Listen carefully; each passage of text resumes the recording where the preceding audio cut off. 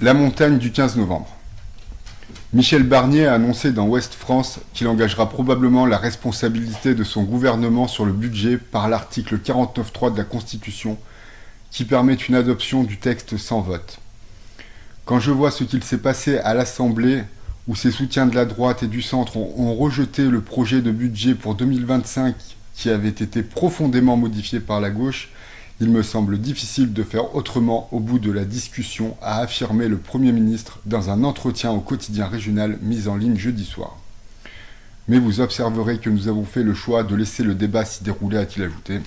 Un premier projet de loi de finances avait été mis en œuvre par le gouvernement, il avait été retoqué, me semble-t-il, bien par l'Assemblée nationale, donc la gauche a rectifié le projet de loi de finances, il a été à nouveau retoqué par l'Assemblée nationale, il retourne en débat au Sénat, et c'est un texte plus conforme à l'original qui sera donc proposé par Michel Barnier, et il engagera, comme il le dit, la responsabilité du gouvernement.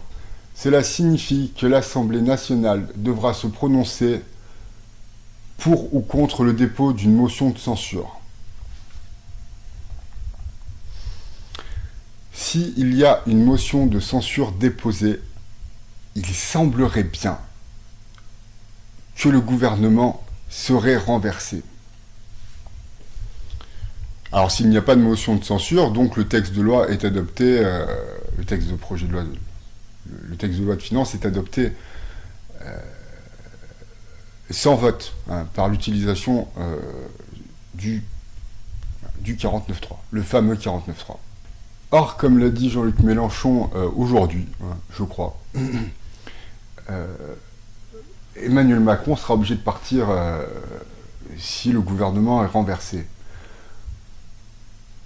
J'ai déjà eu beaucoup, alors peu de personnes m'écoutent, mais j'ai déjà fait beaucoup de prédictions qui se sont avérées justes et qui n'étaient pas évidentes à cerner, comme par exemple le coup d'état de la gauche. Je ne sais pas si vous savez dans quel pays on vit, mais aujourd'hui c'est la gauche qui a le pouvoir.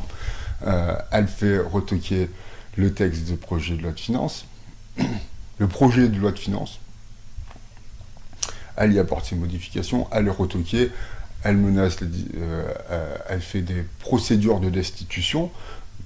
Bref, bon, il y a quand même une forme de coup d'état de la gauche, je l'avais dit avant le résultat des élections législatives.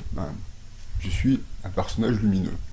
Or, comme je le dis, si une motion de censure est déposée suite à l'engagement du gouvernement de Michel Barnier sur le projet de loi de finances, et que le gouvernement est destitué, à mon sens, oui, Emmanuel Macron se verrait dans l'obligation de démissionner.